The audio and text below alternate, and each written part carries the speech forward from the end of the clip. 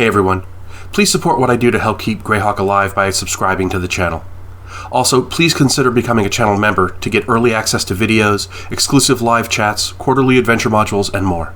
Thanks, and enjoy the show. Wizards of the Coast announced a new book that's going to have a little Greyhawk content in it, and I wanted to take advantage of that fact to give my opinion on why I think Wizards of the Coast ignoring Greyhawk for so long is a good thing. Today on Greyhawk Ragnar.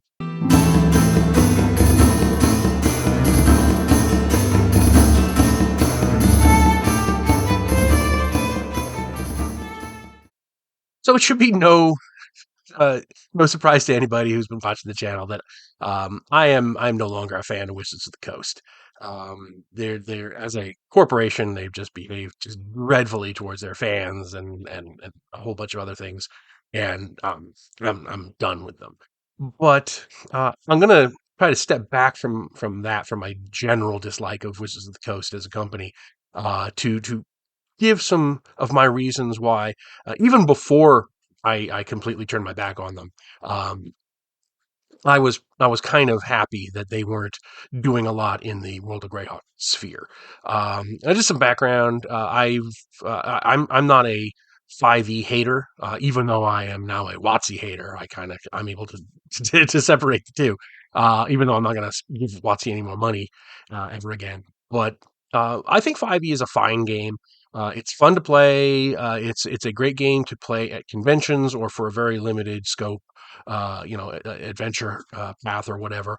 And in fact, I've even done a ton of 5e Greyhawk stuff, which is available for free on the Greyhawk Ragnar blog under free resources. So it's not like I'm a 5e anti 5e person. I'm not. I like it. I don't think it scales up very well to a long campaign. Um, which is the format that I preferred, playing a long game rather than just a quick little episodic thing. But if you're playing it at a con or whatever, it's fine. It's fine to play. Um, but in terms of the way that Wizards of the Coast has treated their properties, um, I'm very happy that they have seen fit to do very little with the world of Greyhawk, other than a couple of adventures here and there. They've upgraded some of old classic adventures to the new rules, like Ghost of Saltmarsh, and they did the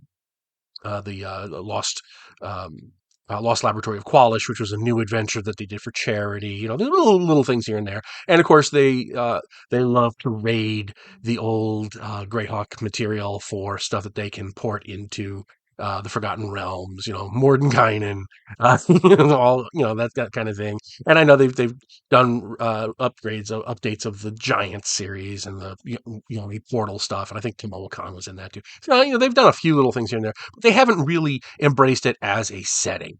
And it looks like we're not going to get that either in this new Vecna book because heaven knows we haven't seen enough of Vecna, and we need to have another book about him. Um, but uh, just in general, they don't really seem to treat the settings that they do support with a lot of love, and I think the main reason for that is that they've learned uh, the right lesson, but in the wrong way, from the way that TSR collapsed in the 90s. Um, in the 80s and 90s, and that lesson being TSR kind of ate itself by uh, publishing a zillion different settings, and none of which, each of which had a small fan base, but none of which really captured, a large chunk of people like the Forgotten Realms does.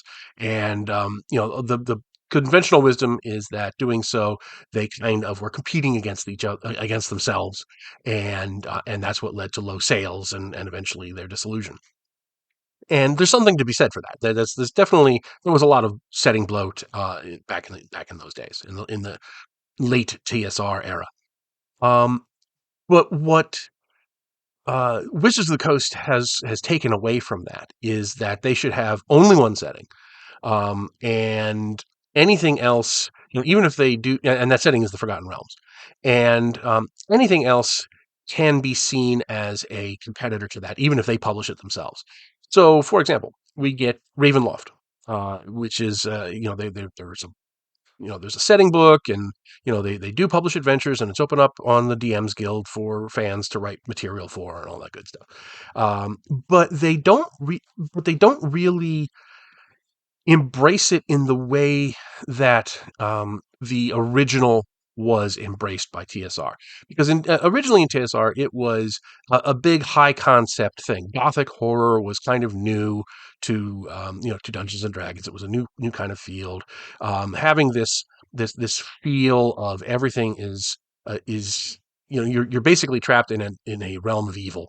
Um, was a relatively new thing, and very much leaning into gothic horror with vampires and werewolves and the classic Universal and Hammer horror type stuff.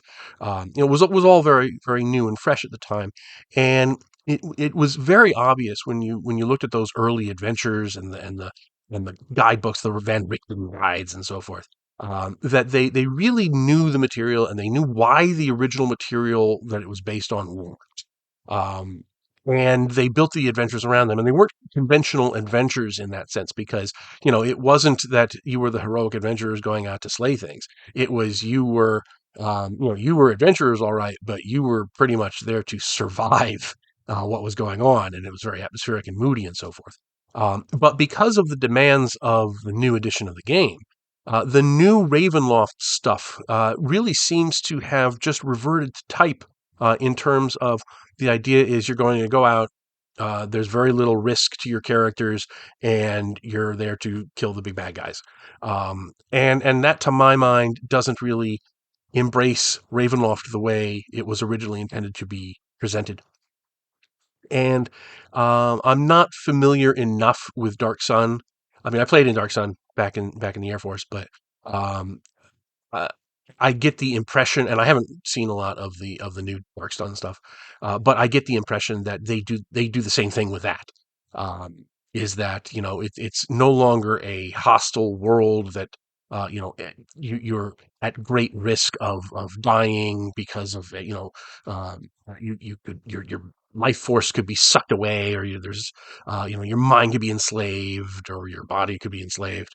There's those perils and threats that made the very world of Dark Sun, a almost a character unto itself. Those are still there in name only, because again, 5e demands that the characters are the powerful heroes who are there to overcome all obstacles. And when you have that kind of built into the mindset of the people who are writing for the game, a setting like Athos that is presented at, or originally was presented as, a dangerous place, and the setting itself is trying to kill you, um, really makes it difficult to reconcile those two things. And I think that's where we see the issue that would have happened with Greyhawk. Not that Greyhawk is some sort of inherently evil place, or deadly place in and of itself, like Athos is. But it does have a certain um, a certain feel to it, and it does have a certain flow to it. And I've talked about this in my video on comparing the Forgotten Realms to Greyhawk, and Greyhawk to other settings. Is that Greyhawk does have a very gritty, low magic feel, and that's at odds with the fifth edition material. It is inherently, or I should say, the adventures for it were written in such a way that there was always peril to the players, and this is a function of the fact that most of those adventures were written for first, second, and third edition, where peril was still a thing.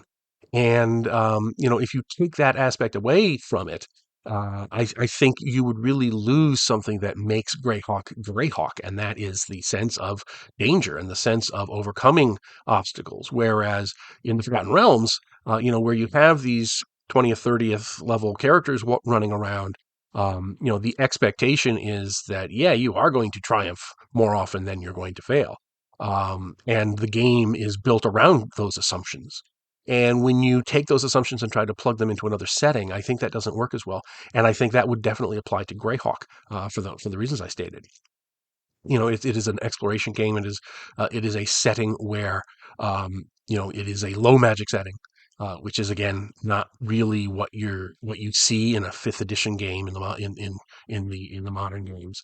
And honestly, I think it would, if not break, I think it would subtly and not so subtly alter the nature of the Greyhawk setting, in such a way that I think it would, unless you were unless you were deliberately playing it in such a way that kind of skewed towards that style of play that for which the setting was originally designed. I think it would skew the feel of the campaign setting in such a way that I think it would ruin it. And that's why I'm not too sad to see that they aren't really embracing Greyhawk. I think Greyhawk actually dodged a bullet. If if we get a couple of adventures here or there, it's one thing. But if we had had setting books and large scale adventure paths and so forth, all set in it, I think we would have seen things taken into a direction uh, that would have made the Greyhawk Wars look like nothing in comparison. I think we would have seen a real change to the nature of the setting, in such a way that altered it probably irrevocably. Not in terms of just the little changes, to orders and NPCs and the timeline goes forward. I mean, that happens. But in terms of how the setting plays, I think would have changed in the same way that we've seen changes to the way that Ravenloft plays or that Dark Sun plays. Um, and although I think it works for Forgotten Realms, because Forgotten Realms seems to always have played that way. So it's not a question of, oh, what I'm not saying is that, oh, the older editions were better because they were more dangerous, and that's why Greyhawk shouldn't embrace the new stuff. Because the old editions played well with Forgotten Realms too. It's not a question of the system, although the system makes certain assumptions, especially the newer system makes certain assumptions, and things have to kind of conform to the system rather than the system being flexible enough to conform to different styles of play.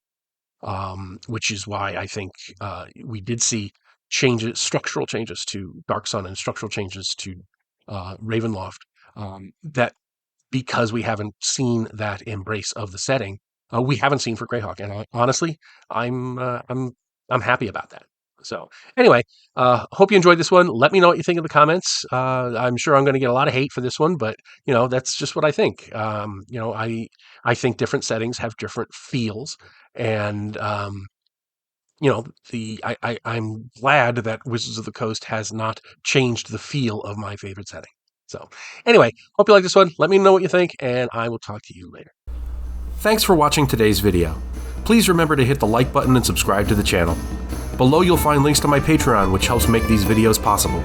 You'll also find the web store where you can buy my books, and my blog where you'll find all sorts of free downloads and other articles.